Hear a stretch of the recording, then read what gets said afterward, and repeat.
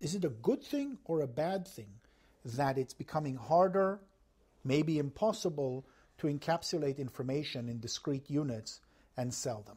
The simplistic answer, the answer that you get from Hollywood and the recording industry, is it's a disaster. This is not a film about piracy. The recording industry's been freaked out. The movie industry's been freaked out. The suits don't know how to think about this. This is not a film about sharing files. They put a lot of money into making those movies, making that music, so they want to get something back. But the way they're trying to stop the copying now, it's definitely not working. It's a film that explores massive changes in the way we produce, distribute, and consume media. Ever since Napster, the music industry has been trying to kill file sharing. Right? Napster was this huge global party of, everybody suddenly had access to the largest music library in the world. And what they do? Well, they went after Napster and they shut it down. Napster, Aimster, Audio Galaxy, Grokster, iMesh, Kazaa, all of these companies were sued.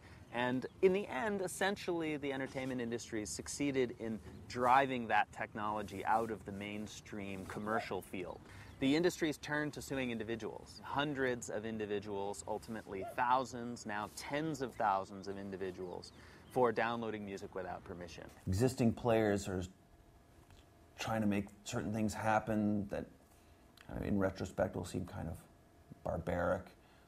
If you're talking about the distribution of cultural material, of music and cinema, well, there is a long history of whatever the incumbent industry happens to be, resisting whatever new technology provides. Cable television in the 70s was viewed really as a pirate medium. All the television networks felt that taking their content and putting it on cables that ran to people's houses was piracy, pure and simple. The video recorder was very strongly resisted by Hollywood. There were lawsuits immediately brought by the movie studios who felt, in fact, who said publicly that the VCR was to the American movie industry what the Boston Strangler was to a woman alone. New information technologies provide Hollywood and the recording industries with fresh channels on which to sell products. But they can also open unplanned possibilities for their consumers. The sheet music people resisted the recordings. The first MP3 player by Diamond Rio, sort of the initial company long before the iPod, they were met with a lawsuit. The possibilities suggested by peer-to-peer technologies have prompted the entertainment industries to react in an unprecedented way. Traditionally, copyright infringement has just been a civil matter. If a copyright owner catches you doing something wrong, they can sue you and force you to pay them money. Criminal infringement liability, the ability to prosecute you and throw you in jail, has been reserved for circumstances of commercial piracy. Circumstances where, someone has made 500 copies, is selling them on the street as a competition for the real thing. Well, in recent years, copyright owners have not been satisfied with that.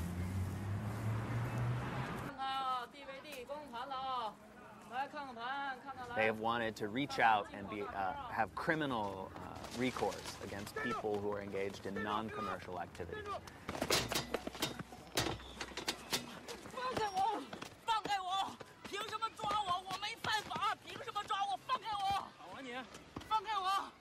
We recognize and we know that we will never stop piracy. Never. We just have to try to make it as difficult and as tedious as possible. And we have to let people know there are consequences if they're caught. What they've sought to do is sue a few people punish them severely enough that they can essentially intimidate a large number of other people.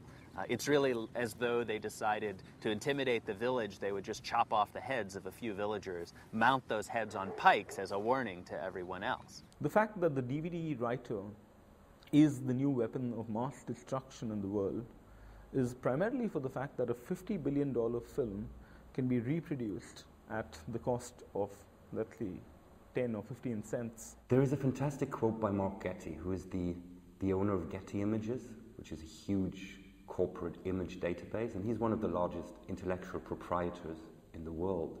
He once said, intellectual property is the oil of the 21st century. It's a fantastic quote. You can condense it to one word, that is war. He declared war with that, saying, we will fight for this stuff, these completely hallucinatory rights to images, ideas, texts, thoughts, inventions, just as we're fighting now for access to natural resources. He declared war. Strange kind of war. I would take it serious, but it's ridiculous and serious at the same time. This is not the first war that has been fought over the production, reproduction, and distribution of information. People like to see the contemporary and the digital era as some kind of a unique break. And I think the important point to make here is not to see it as a unique break, but really to see it as a moment which accelerates things that have already happened in the past. Before the arrival of the printing press in Europe in the 1500s, information was highly scarce and relatively easy to control. For thousands of years, the scribal culture really handpicked the people who were given this code to transmit knowledge across time and space. It's an economy of scarcity that you're dealing with. People are starved, in a sense, for more books. There are images from the 16th century of books that were chained and had to be guarded by armed guards outside a heavy, heavy door, because it is very, very dangerous for people to have access to that. Print brought with it a new abundance of information, threatening the control over ideas that had come with scarcity. Daniel Defoe tells of Gutenberg's partner Johann Fust arriving in 15th century Paris with a wagon load of printed Bibles. When the Bibles were examined and the exact similarity of each book was discovered, the Parisians set upon Fust, accusing him of black magic. About to change everything, this new communications technology was seen as the unholy work of the devil.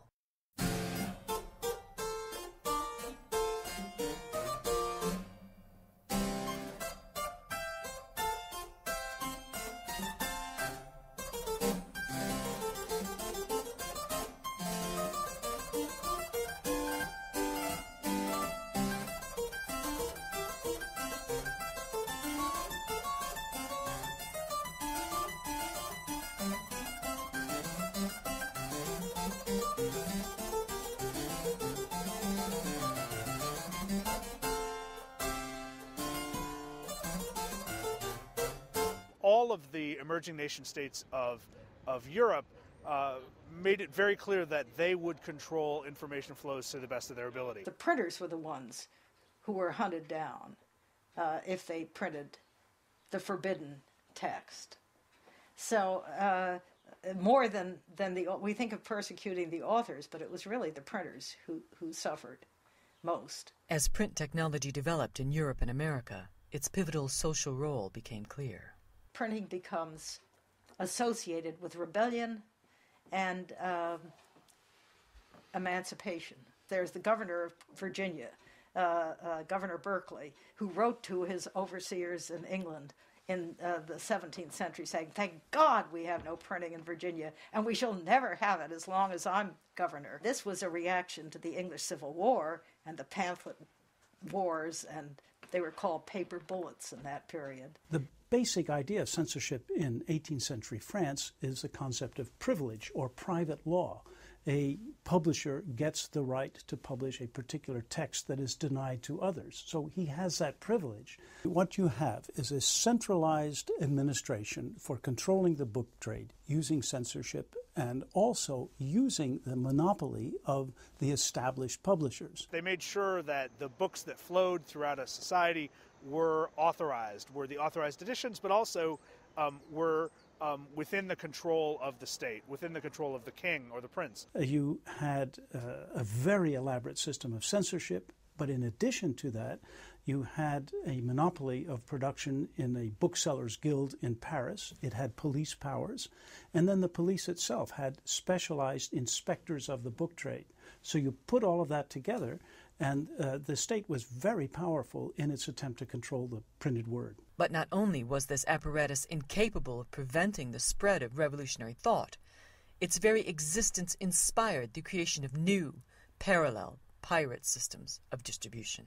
What is clear is that during the 18th century, the printed word as a force is just expanding everywhere. You've got publishing houses, printing presses that surround France in what I call a fertile crescent. Dozens and dozens of them producing books which are smuggled across the French borders, distributed everywhere in the kingdom by an underground system. I have a case of one Dutch printer who looked at the index of prohibited books and used it for his publication program because he knew these were titles that would sell well. The pirates had agents in Paris and everywhere else who are sending them sheets of new books which they think will sell well.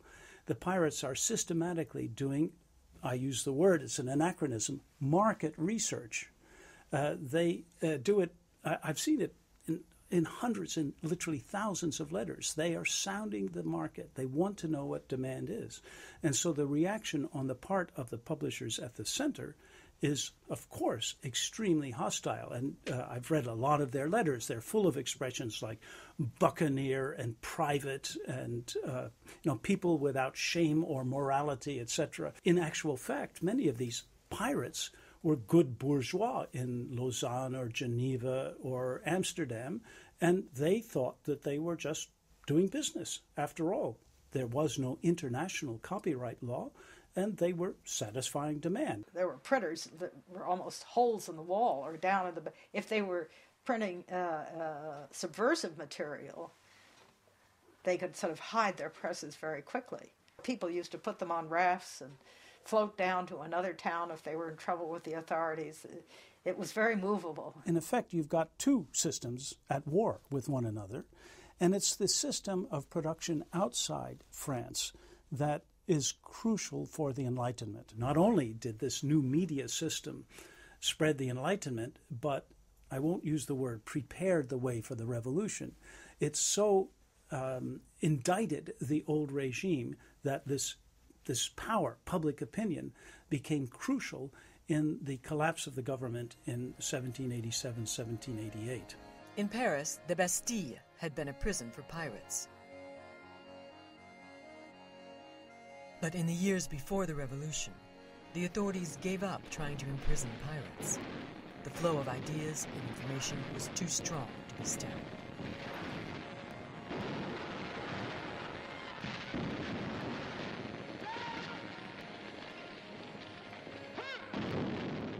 And I think that's the dramatic change that was affected by the printing revolution, where all of a sudden the emergence of a new reading public, the emergence of an undisciplined reading public, which were not subject to the same norms of reading or the same norms of our relation to knowledge as it was in the past, was the dramatic shift. The fundamental urge to copy has nothing to do with technology. It's about how culture is created. But technology, of course, changes what we can copy, how quickly we can copy, and how we can share it. What happens when a copying mechanism is invented? And you can take the printing press or you can take BitTorrent. It shapes people's habits. It gives people completely new ideas how they could work together, how they could share, what they could relate to, what their lives could be. There's no way that an absolutist political system can totally suppress the spread of information.